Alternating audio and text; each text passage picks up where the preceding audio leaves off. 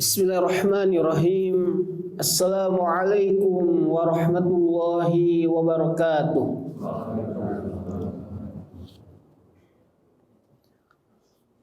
Alhamdulillah, wassalatu wassalamu ala rasulillah wa ala alihi wa ashabihi wa man tabi'ahum bi ihsanin ila yaumiddin. Asyhadu an la ilaha illallah wahdahu la syarikalah wa asyhadu anna Muhammadan abduhu wa rasuluh la nabiyya ba'dah. Ya ayyuhalladzina amanu taqullaha haqqa tuqatih wa la tamutunna illa wa antum muslimun.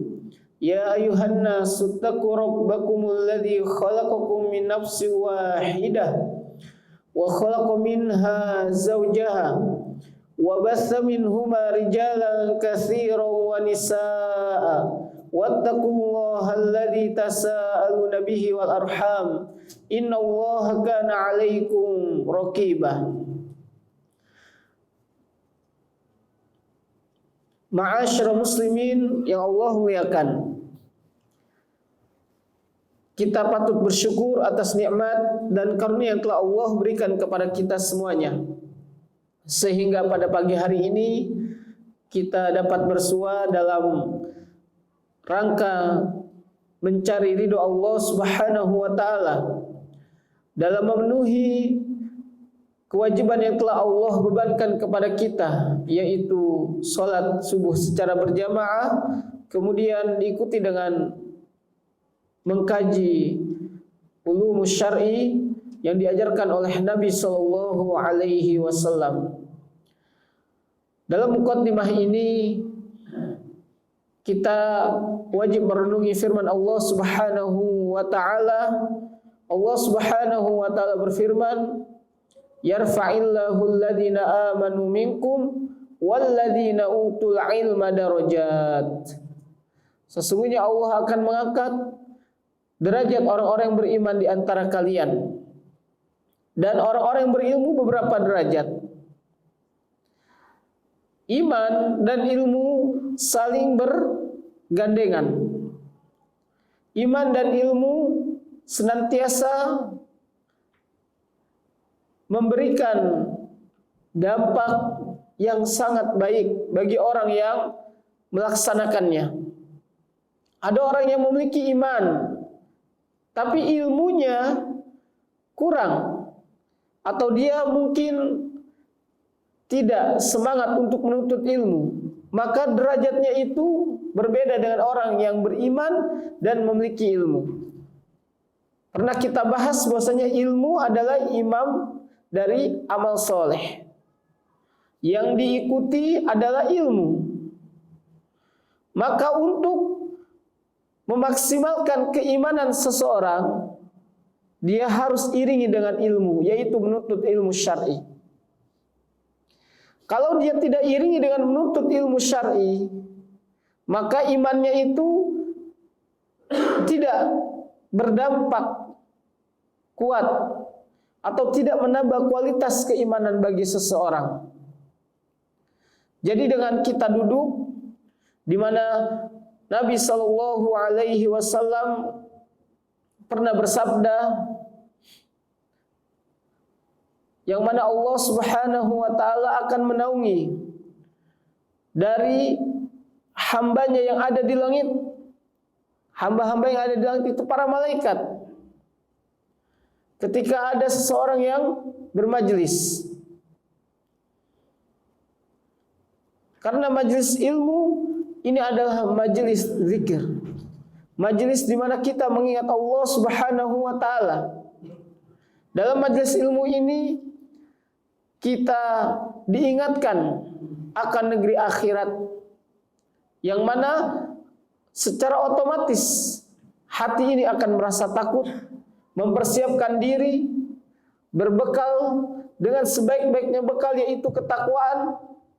Dan inilah yang dituntut oleh kita sebagai seorang mukmin, sebagai hamba-hamba Allah Subhanahu wa taala.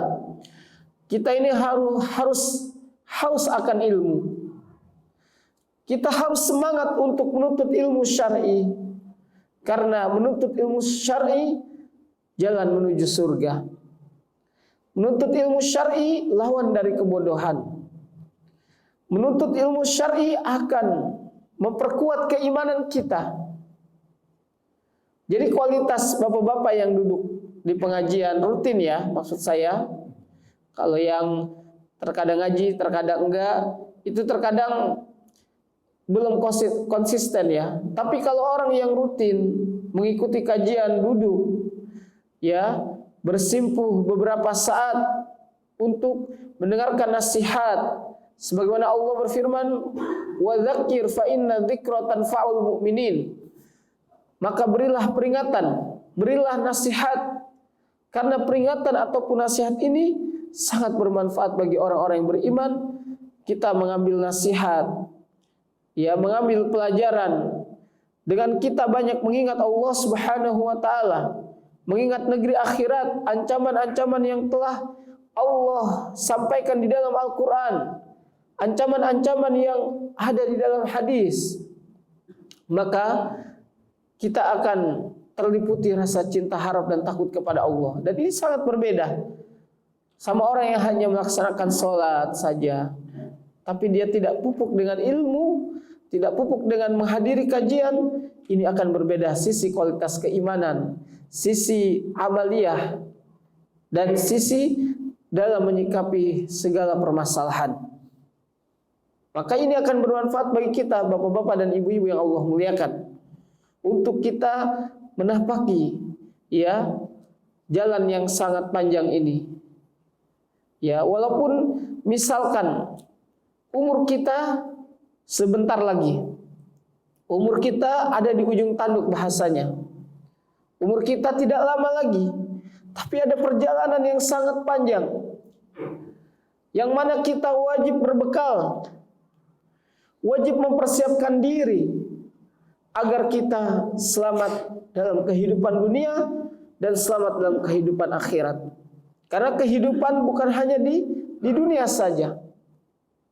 Kehidupan nanti akan ada di akhirat, yang semua manusia akan mempertanggungjawabkan seluruh apa yang mereka perbuat. Seluruh kita akan mempertanggungjawabkan apa yang kita perbuat di alam dunia ini. Dan ini perjalanan yang sangat panjang. Maka perjalanan yang sangat panjang ini kita harus persiapkan diri dengan amal soleh, dengan berbekal ilmu. Ya, bumi yang kita pijak, yang kita duduki pada saat ini akan menjadi saksi nanti di hari kiamat kelak. Dan sebagai catatan pemberat amal timbangan kebaikan kita semuanya, insya Allah. Maka jamaah yang Allah muliakan, ya, minta keistiqomahan kepada Allah Subhanahu wa taala agar kita dapat menuntut ilmu, agar kita kuat untuk duduk beberapa saat demi mengingat negeri akhirat, mengingat kehidupan yang akan datang. Allah Subhanahu wa taala berfirman, "Ya ayyuhalladzina amanu taqullaha wal tanzur nafsum ma qaddamat lighad wattaqullaha innallaha khabirum bima ta'malun." Wahai orang-orang yang beriman, hendaklah kalian memperhatikan diri-diri kalian yang akan kalian lakukan untuk hari esok. Hendaklah kalian mempersiapkan diri, memperhatikan diri-diri kalian untuk menghadapi hari esok. Wal tanzur nafsum ma qaddamat lighad. Hari esok ini hari apa? Yaitu hari di mana tidak bermanfaat lagi harta dan anak. Tidak bermanfaat lagi apa yang kita usahakan untuk dunia ini. Karena manusia telah terlalaikan dengan sikap bermegah-megahan. Allah Subhanahu wa taala berfirman, "Alhaakumut takatsur hatta zurtumul maqabir."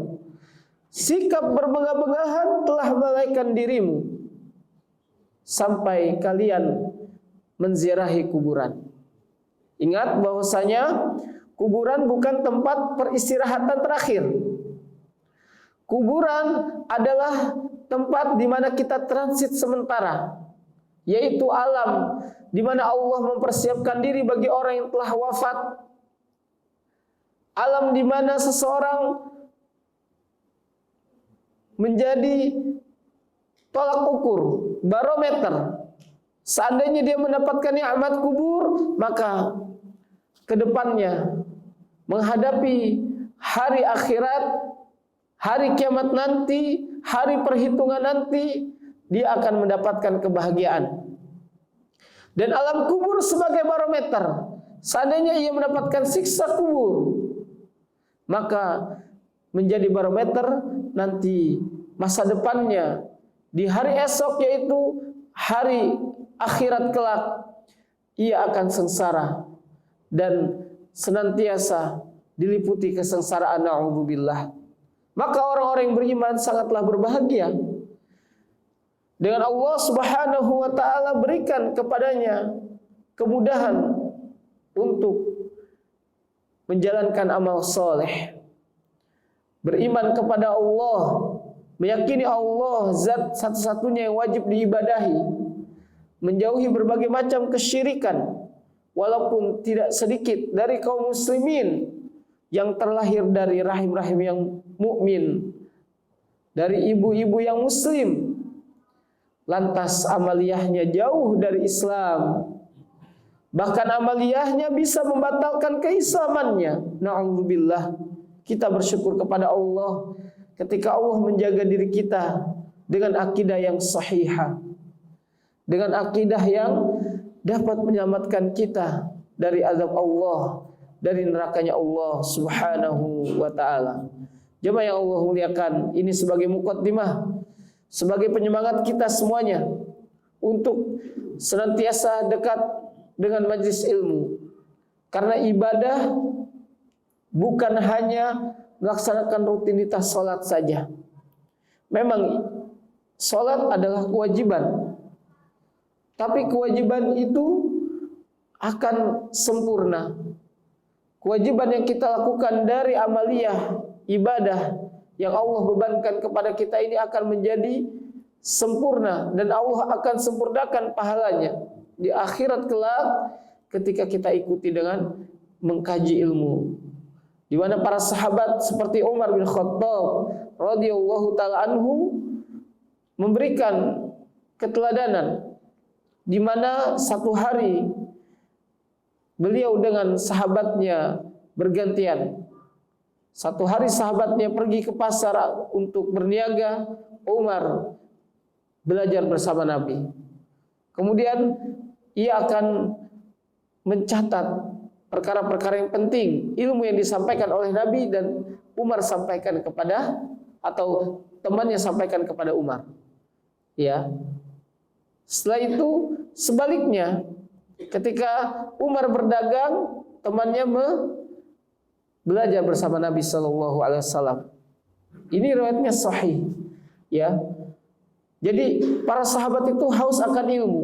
Ketika dia tidak dapat menghadiri kajian bersama Nabi sallallahu alaihi wasallam, dia bertanya kepada sahabat yang hadir dalam kajian tersebut untuk mencatat perkara-perkara yang penting.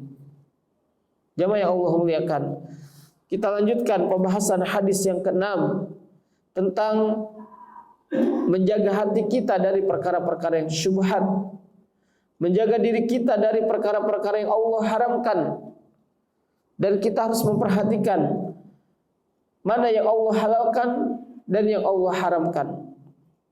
Karena ini menjadi standarisasi, menjadi barometer untuk kebaikan agama seseorang, untuk kebaikan kehormatan diri seseorang. Kita ulangi hadis dari Nu'man bin Bashir, an Abi Abdullah Nu'man bin Bashir radhiyallahu anhu maqal, sami'tu Rasulullah sallallahu alaihi wasallam yaqul, innal halala bayyinun wa innal harama bayyinun wa bainahuma umurun mushtabihat la ya'lamuhunna katsirun minan nas faman ittaqa syubhat faqad istabara al-dinihi wa 'irdihi wa man waqa'a fi syubhat waqa'a fil harami karra'i yar'a haulal hima yushiku an yaqa fihi. Ala wa inna likulli malikin hima, ala wa inna himallah maharimuh, ala wa inna fil jasadi mudghatan idza salahat salahal jasadu kulluh wa idza fasadat fasadal jasadu kulluh ala wa hiya qalbu. Rawahul Bukhari wa Muslimun. Ma'asyiral muslimin yang Allah muliakan, dari sahabat Abi Abdullah Nu'man bin Bashir, semoga Allah meridhai keduanya. Ia berkata, aku mendengar Nabi SAW bersabda, sesungguhnya perkara yang halal itu jelas dan perkara yang haram itu jelas.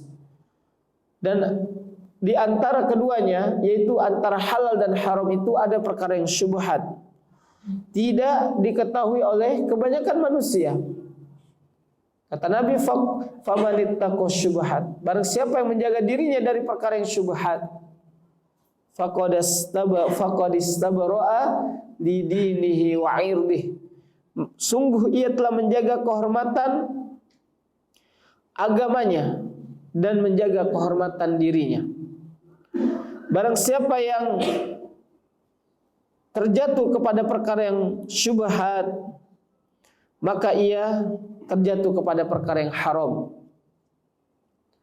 Jadi kalau seseorang dapat menjaga diri dari perkara syubhat ini, di antara kamalul iman, di antara tanda sempurnanya iman seseorang, dia menjaga diri dari perkara yang syubhat, dan dia tahu perkara yang halal dan haram. Dia tidak mencampur adukan antara yang hak dan yang batil, yang halal dan haram. Dia jauhi perkara yang samar-samar. Syubhat artinya yang samar-samar. Karena hal ini menunjukkan kehormatan agama dan kehormatan dirinya. Karra'i yar'a haulal hima. Nabi mempermisalkan seperti pengembala yang mengembalakan binatang gembalaannya di sekitar daerah larangan. Yushiku an yaqa fi. Hampir-hampir ya hewan gembalaan tersebut masuk ke dalam wilayah larangan atau tanah larangan. Ala wa inna likulli malikin hima. Ketahuilah bahwasanya semua raja memiliki daerah larangan.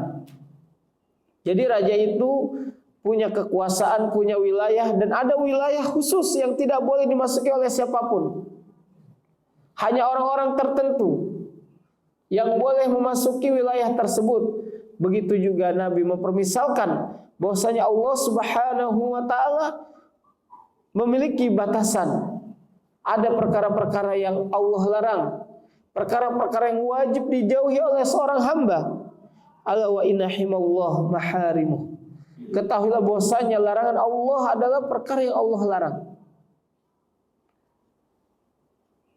Perkara yang tidak boleh dilewati dan dilampaui oleh manusia, oleh hamba-hamba Allah, adalah perkara yang Allah haramkan. Ala wa inna fil jasadi mudghatan. Ketahui bahwasanya dalam satu tubuh itu ada segumpal daging. Idza salahat salahal jasadu kullu. Apabila segumpal daging itu baik, maka baik semuanya. Wa idza fasadat fasadil jasadi kullu. Wa idza fasadat fasadal jasadi kullu. Apabila buruk segumpal daging tersebut, maka buruk seluruh anggota tubuh. Ala wahiyya qalbu.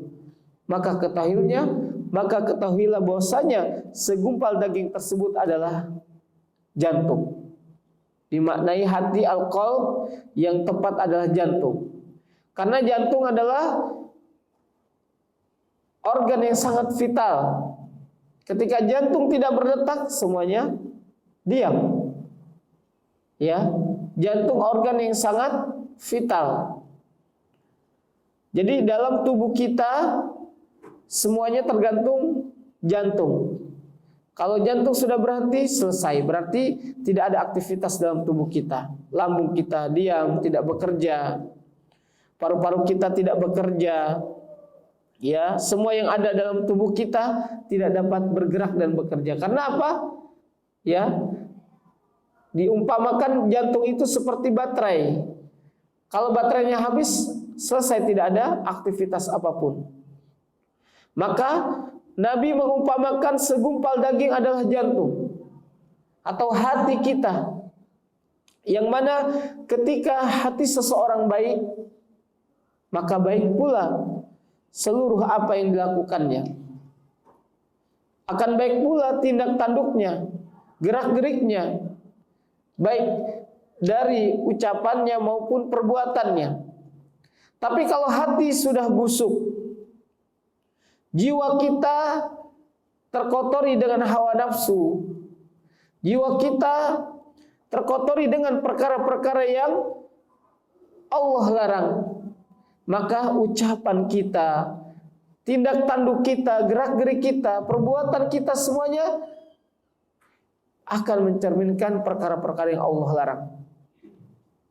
Maka meminta agar Allah Subhanahu wa taala menjaga hati kita dari penyakit hati, penyakit hasad.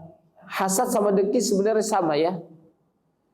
Setiap ada kenikmatan yang diperoleh oleh manusia, oleh rekannya, oleh orang lain, kita tamanni, berangan-angan.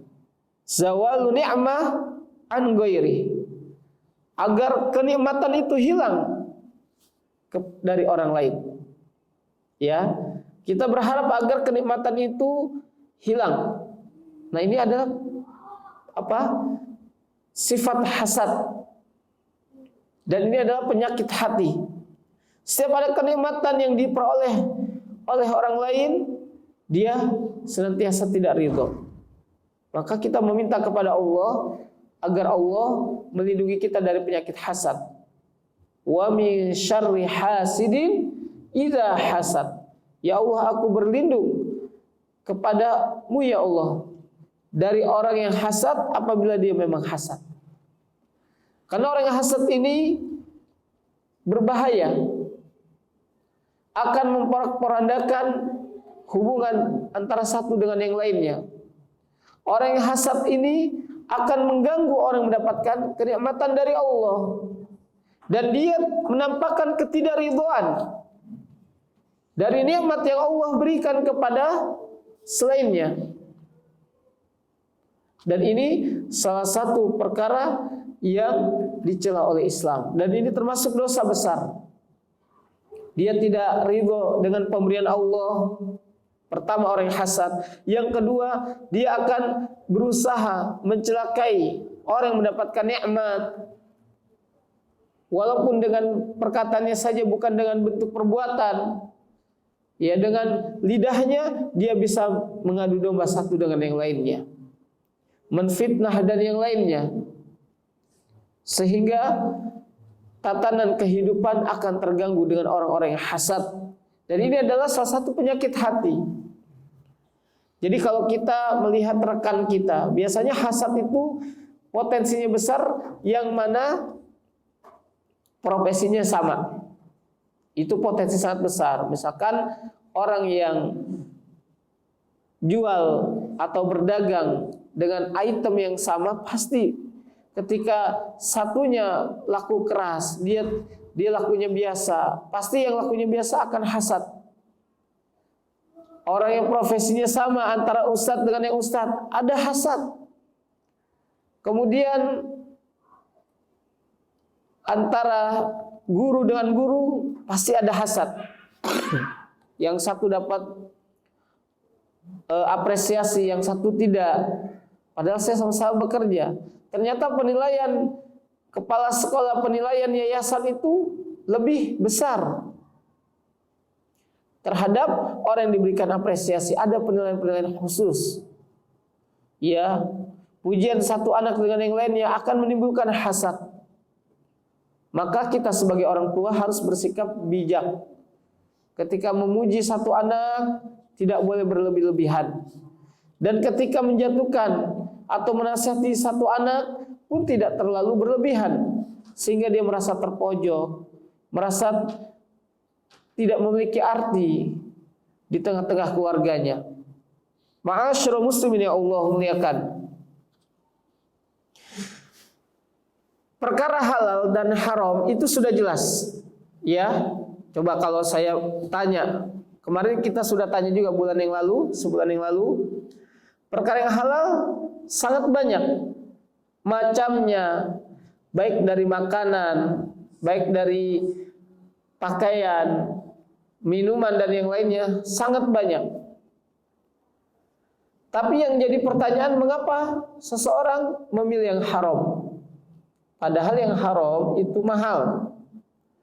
Padahal yang haram itu membutuhkan biaya. Sedangkan yang halal itu murah. Yang halal itu berdampak menyehatkan badan kita. Yang haram memudaratkan badan kita, jasad kita, pikiran kita. Ya. Mengapa demikian?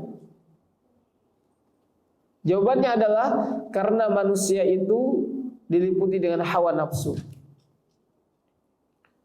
Ketika hawa nafsu tidak dapat dikontrol dengan baik, hawa nafsu tidak dapat dikendalikan dengan cara-cara yang dibenarkan oleh agama Allah, oleh syariat ini, maka hawa nafsu akan membawa seseorang kepada jurang kebinasaan. Hawa nafsu akan menjatuhkan harga diri seseorang. Hawa nafsu akan memporak-porandakan bangunan agama seseorang.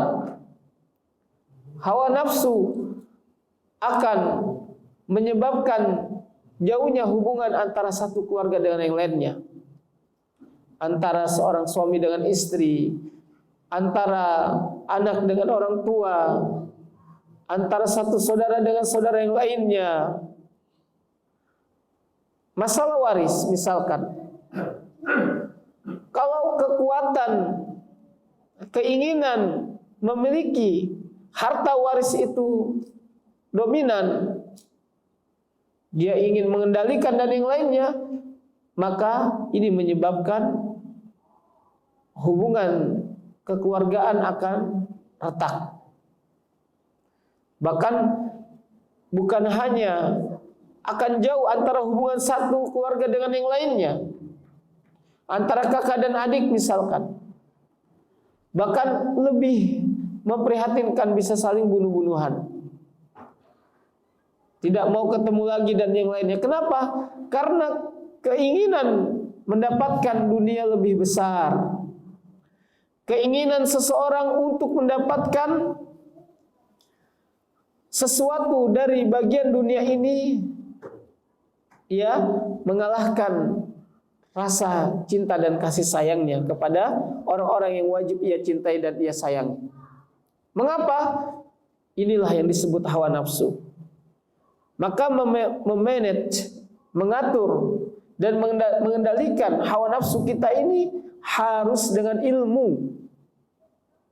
Tanpa ilmu, seseorang tidak dapat mengendalikan hawa nafsu. Karena hawa nafsu ini mengarahkan kepada seseorang kepada perkara yang fahisyah, perkara yang buruk pada asalnya. Ya, Nabi pun demikian. Tapi karena Nabi SAW diberikan ilham, diberikan petunjuk oleh Allah Subhanahu wa taala, maka tidaklah hawa nafsu yang ada pada Nabi melainkan mengarahkan kepada ketaatan. Ya, adapun kita, seandainya bukan karena taufik dan hidayah dari Allah, sangat berpotensi besar kita semuanya melakukan dosa dan kesalahan. Maka Allah Subhanahu wa taala dalam hadis qudsi berkata, "Ya ibadi kullukum," wahai hamba-hambaku, seluruh kalian melakukan dosa dan kesalahan. "Wa ana aghfiru dzunuba jami'a." Seluruh kalian melakukan dosa setiap siang dan malam. Ya. Kita ini berpotensi besar melakukan dosa siang dan malam. Ini langsung Allah berfirman dalam hadis qudsi. Kullukum, setiap kalian melakukan dosa siang dan malam. Wa ana aghfiru dzunuba jami'a. Dan aku akan mengampuni seluruh dosa. Syaratnya apa? Supaya dosa kita diampuni oleh Allah, fastaghfiruni, maka mohon ampunlah kalian kepadaku, aghfir lakum, niscaya aku akan beri ampun kepada kalian. Syaratnya orang yang berdosa harus memohon ampun, harus inabah, ruju ilallah, kembali kepada Allah Subhanahu wa taala. Jadi kalau dia tidak inabah, tidak memohon ampun kepada Allah, apakah Allah akan ampuni? Tidak. Walaupun Allah akan mengampuni seluruh dosa, tapi syaratnya fastaghfiruni. Allah menginginkan kepada kita agar kita kembali kepadanya. Karena potensi besar kita semuanya bisa melakukan dosa dan kesalahan. Potensi besar kita semuanya bisa melakukan dosa dan kesalahan, dan itu terjadi setiap siang dan malam.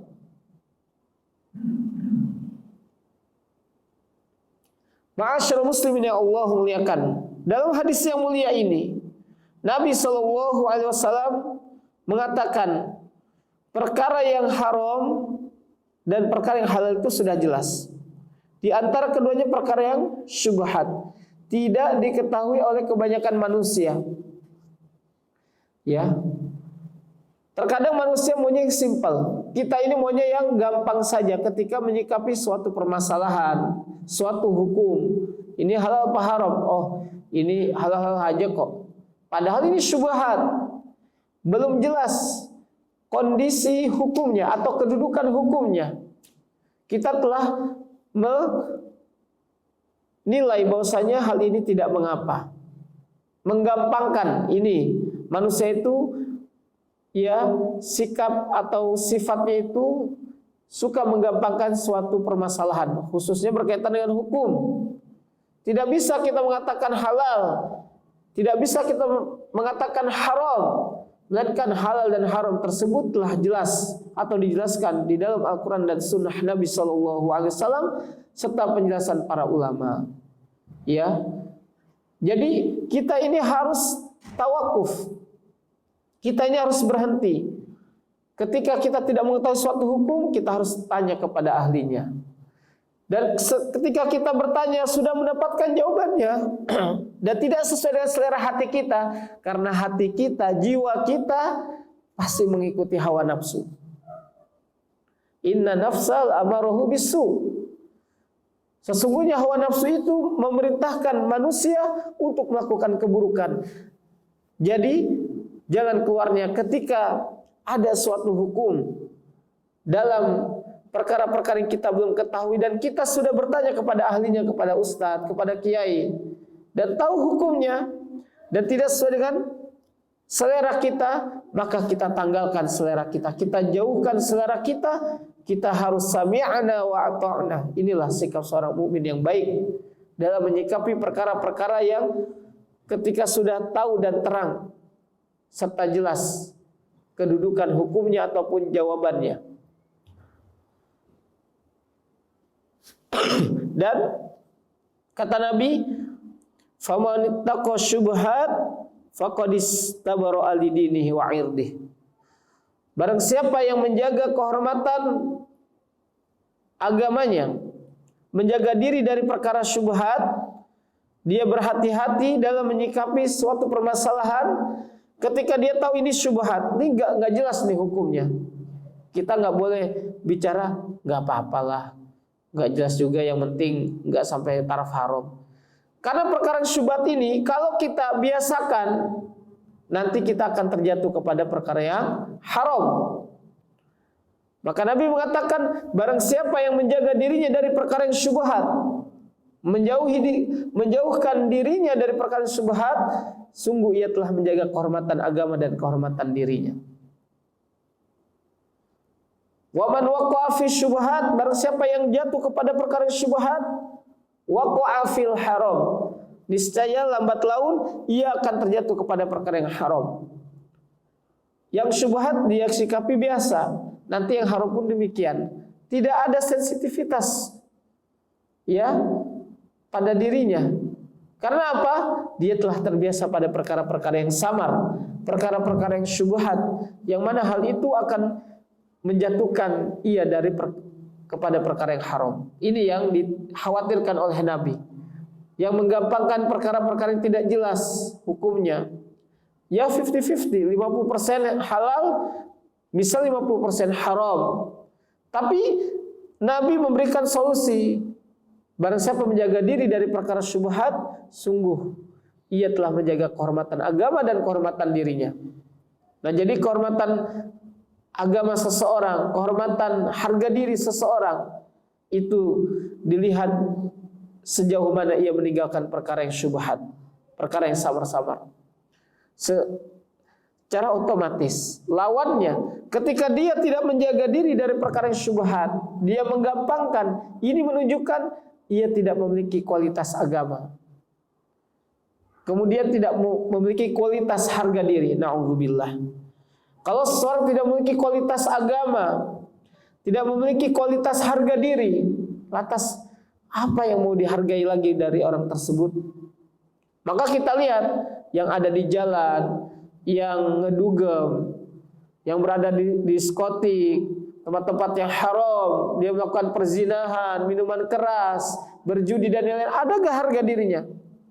Secara status sosial dia sudah jatuh harga dirinya, sesuai dengan sabda Nabi SAW. Kemudian tidak ada kualitas agamanya, menunjukkan kualitasnya sangat rendah, sangat tipis keimanannya. Itu bisa kita lihat secara zahiriyah. Bagaimana hubungan dan kualitas komunikasi ia dengan Allah? Dia jarang sholat. Bagaimana dikatakan dekat dengan Allah? Dia jarang berzikir, jarang sholat 5 waktu, bahkan meninggalkan perkara yang wajib. Kualitas agamanya rendah, kualitas harga dirinya pun rendah. Ya, kita lihat tidak ada harga diri. Coba orang yang sholat 5 waktu, orang yang multazim dengan agamanya, kita lihat orang pun ya merasa segan. Ia memiliki kewibawaan, secara otomatis Allah memberikan ya kewibawaan, memberikan ya baginya dan disematkan harga diri yang tinggi. Ya, ini secara otomatis status sosialnya pun di tengah-tengah masyarakat baik. Orang pun pada segan dan yang lainnya. Karena apa? Dia menghargai hukum-hukum Allah Subhanahu wa ta'ala. Ia pun menghargai dirinya.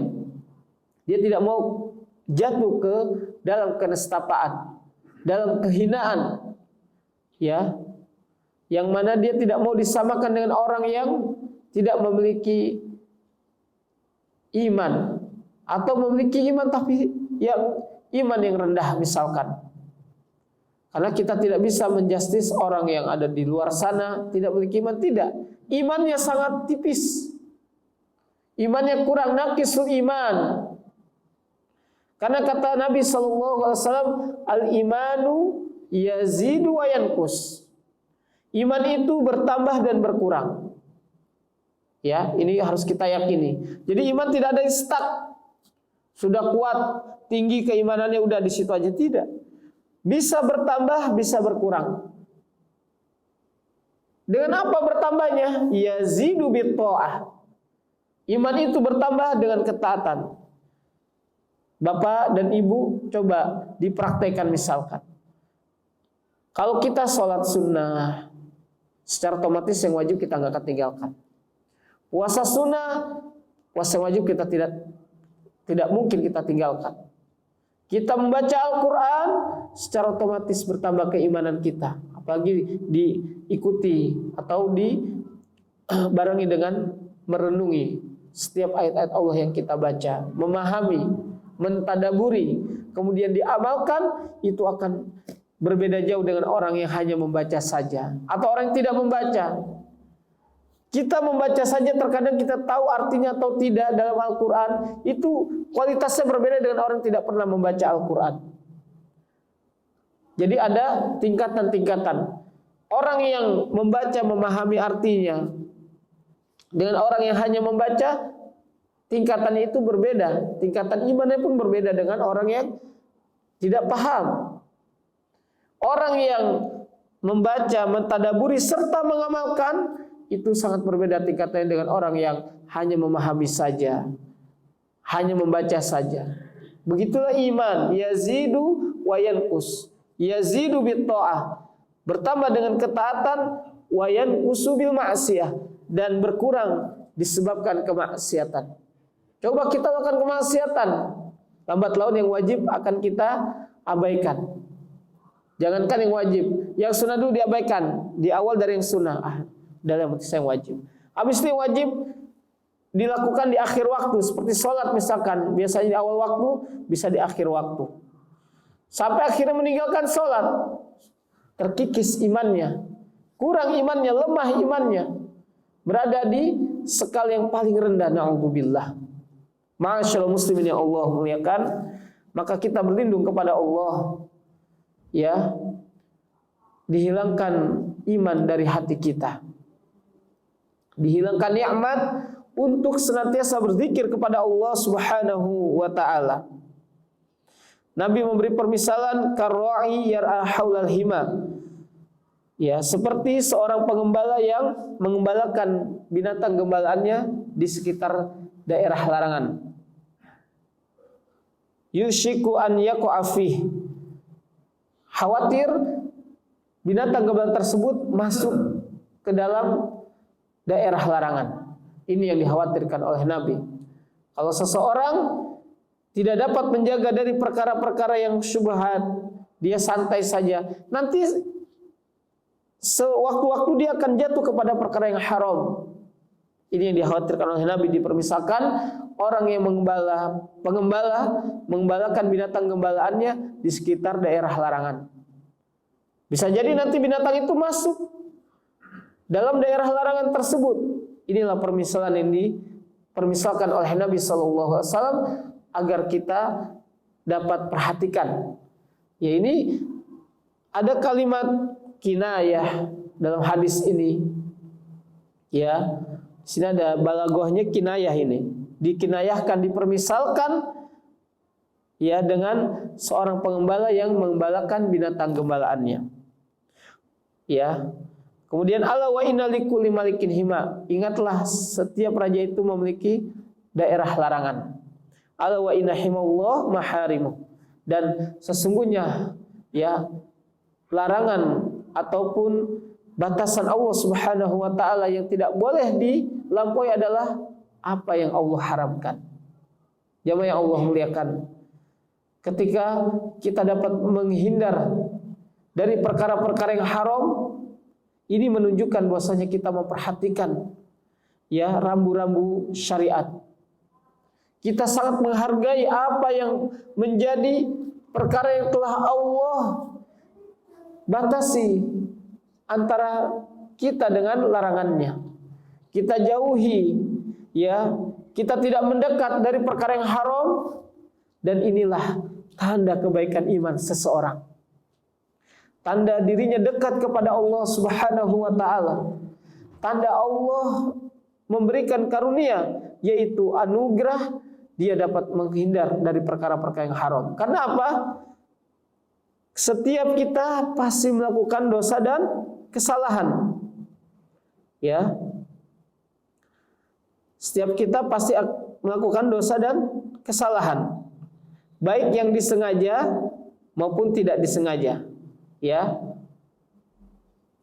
Kullu bani Adam khata'un wa khairul khata'ina at-tawwabun.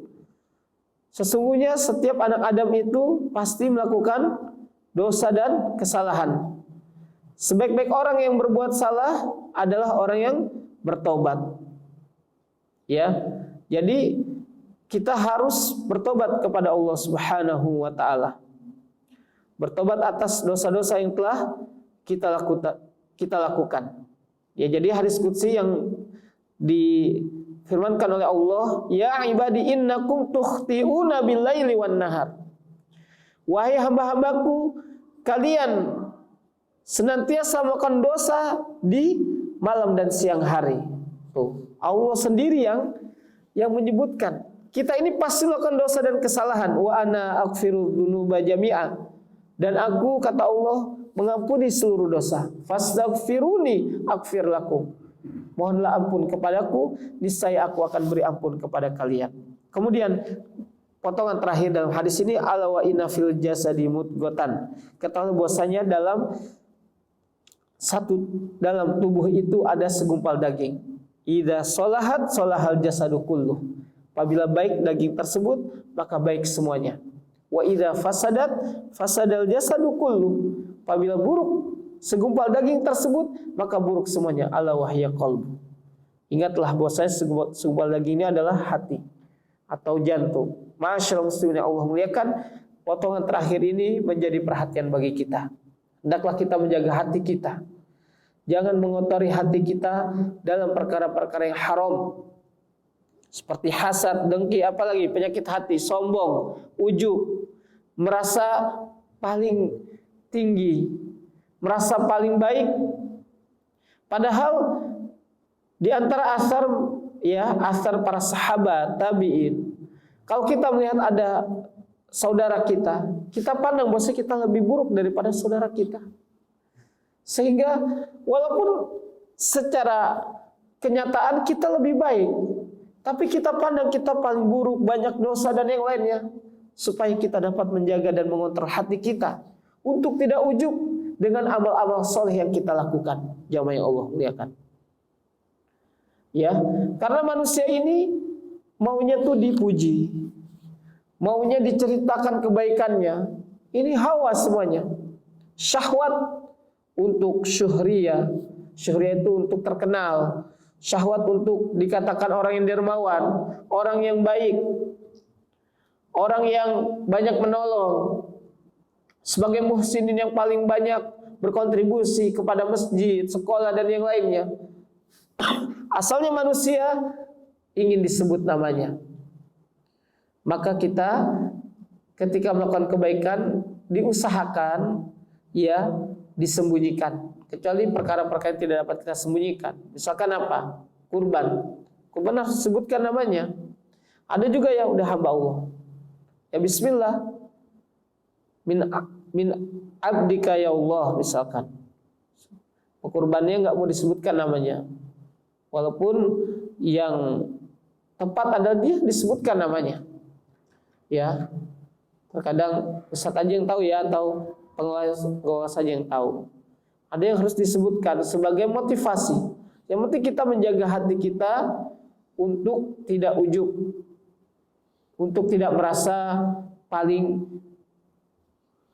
baik dan yang lainnya. Wallahu a'lam bishawab. Mungkin ini saja yang dapat saya sampaikan. Ada pertanyaan di belakang saya lihat. Boleh jemaah diambil. Ada pertanyaan dari ibu-ibu kayaknya. Sallallahu ala nabiyyina Muhammadin sallallahu alaihi wasallam wa akhiru da'wana alhamdulillahi rabbil alamin. Silakan yang mau bertanya dipersilakan. Bapak semuanya. Ada enggak? Enggak ada ya? Ibu-ibu enggak ada? Kosong ya, Bu? Oh, ada? Mana?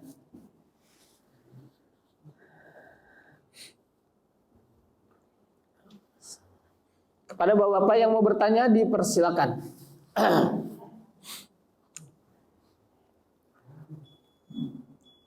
Waktu syuruk 5 menit setelah waktu syuruk.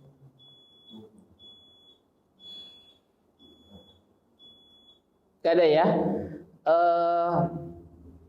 Baik, saya simpulkan pertemuan kita pada hari ini. Bapak-bapak dan ibu-ibu yang Allah muliakan, hendaklah kita meminta kepada Allah keistiqomahan di atas agamanya. Sebagaimana doa yang kita hafal semuanya, ya, dengan doa ya muqallibal qulub tsabbit qalbi ala dinik. Ya musarrifal qulub sarif qalbi ala ta'atik. Wahai zat yang senantiasa membolak-balikkan hati, tetapkanlah hatiku pada agamamu. Wahai zat yang senantiasa membolak-balikkan hati, arahkanlah hatiku untuk senantiasa berbuat taat kepadamu. Doa ini sangat dahsyat Bapak dan Ibu-ibu yang Allah muliakan, karena mempengaruhi amaliyah kita setiap harinya. Khususnya amaliyah berkaitan dengan ubudiyah kita kepada Allah. Karena ini akan menetralisir setiap keinginan-keinginan, ya, nafsu yang kita miliki itu yang akan mengarahkan kepada kemungkaran, kepada perbuatan buruk. Dengan doa ini kita akan dikuatkan oleh Allah. Ya, terkadang kita panggilan azan pun berat sekali ya. Memang berat. Melakukan ibadah di akhir zaman berbeda dengan masa-masa Nabi. Ya, masa-masa keemasan Islam. Kita ini berada di akhir zaman. Bisa dikatakan ini awal ya. Karena kiamat kita tidak tahu sampai kapan. Ini kita masuk ya di akhir zaman, hidup di akhir zaman. Ya, fitnah, ujian itu senantiasa akan meliputi kita semuanya. Dari HP yang kita miliki itu menjadi fitnah, besar fitnahnya daripada manfaatnya. Baik kita mau jujur atau tidak. Makanya saya salut ada jamaah yang tidak menyibukkan dengan HP itu bagus, sangat bagus. Ada jamaah yang nggak bisa kalau nggak bisa megang HP, ya kan susah. Bukan jamaah saya manusia kita sekarang. Saya pun termasuk orang nggak bisa lepas dari HP, karena memang komunikasi saya dengan HP. Tapi terlalu tersibukkan juga, saya pun terfitnah dengan HP. Ya, kita semuanya ada kecenderungan untuk terfitnah. Tadi kan, innakum tukhti'una bilaili wan nahar. Kalian pasti berbuat dosa, kata Allah, baik siang maupun malam. Wa ana aghfiru dzunuba jami'ah fastaghfiruni aghfir lakum. Dan aku akan mengampuni seluruh dosa, maka mohonlah ampun kepadaku, niscaya aku akan beri ampun kepada kalian. Jadi kita lihat dalam 24 jam kita megang HP, manfaatnya lebih banyak apa mudaratnya. Kalau misalkan kita lihat HP itu manfaatnya banyak, itu baik, ya, sangat bagus, ya, dan itu sangat ditekankan. Setiap kemajuan teknologi ini mendatangkan semangat kita untuk ibadah, memperkaya hasanah keilmuan kita. Ya, tapi kalau sebaliknya ini menjadi musibah. Yang mana kita harus ucapkan inna lillahi wa inna ilaihi raji'un. Ya. Jadi kita harus mengucapkan kalimat istirja untuk diri kita kalau HP ini mengendalikan kita, bahkan menjauhkan kita dari berzikir kepada Allah, na'udzubillah. Tapi kalau HP ini menguatkan kita untuk zikir, untuk beribadah kepada Allah, menguatkan kita untuk menuntut ilmu syar'i, maka hal ini perkara yang sangat baik. Ya, tinggal kita yang dapat menilai diri kita masing-masing. Apakah HP ini bermanfaat untuk agama kita atau sebaliknya? Kalau HP ini nggak bermanfaat, udah ganti HP jadul aja. Kan HP gunanya buat SMS sama telepon. Paling nanti rekannya, aduh kalau SMS mulu habis pulsa saya, ya kan? Kalau WA kan bisa kuotaan sampai sebulan, ya kan gitu. Atau bisa tethering atau wifi-an kan. Paling itu aja. Tapi terjaga agama kita. Coba kita puasa dengan Android. Bisa gak Pak? Sebenarnya secara ini kita hidup di bisa. Ya kalau kita punya ini kita tidak menyibukkan. Tapi kalau kita menyibukkan dengan medsos, wah, saya alhamdulillah nggak kecanduan medsos. Maksud saya hanya melihat WA. Paling YouTube kita lihat seperti kajian, YouTube kita lihat seperti TikTok. Saya lihat TikTok dulu, TikTok yang kontennya mengandung dosa, setengah dosa, sama yang berpahala, yang membuat inspirasi. Kita lihat, ya kita nyari yang inspirasi, kita pilah dan pilih. Ya terkadang TikTok yang dosa banyak, sangat banyak, karena memang ini menjadi seperti dua mata pisau, ya bisa menghunus kita, ya memotong jari jemari kita atau menyelamatkan kita. Na'udzubillah, jangan sampai kita nanti melihat konten-konten yang Allah haramkan. Na'udzubillah, kita berlindung kepada Allah dari perkara-perkara yang Allah haramkan. Semoga dengan membahas hadis yang ke-6 ini kita lebih bertambah muraqabah kita kepada Allah. Muraqabah itu merasa diawasi oleh Allah. Dan tingkatan muraqabah ini adalah tingkatan yang sangat besar. Muraqabah ini dekat dengan rasa cinta, harap dan takut hanya untuk Allah semata. Ya, semoga hari-hari kita, waktu-waktu kita diberikan kemudahan dalam beramal soleh. Hari-hari dan waktu kita, aktivitas kita ini bermakna, mengandung buah pahala di sisi Allah yang akan kita tuai di akhirat kelak. Wallahu a'lam bishawab. Semoga yang sedikit ini bermanfaat bagi diri saya pribadi dan jamaah semuanya, Masjid Al-Faruq, bapak-bapak dan ibu-ibu, saudara-saudara semuanya, dan semoga kita dipertemukan di pertemuan berikutnya. Wallahu a'lam bishawab. Marilah kita tutup dengan doa kafaratul majlis. Subhanaka Allahumma wa bihamdika asyhadu an la ilaha illa anta astaghfiruka wa atubu ilaik. Terima kasih atas perhatiannya. Mohon maaf bila ada kekurangan. Assalamualaikum warahmatullahi wabarakatuh.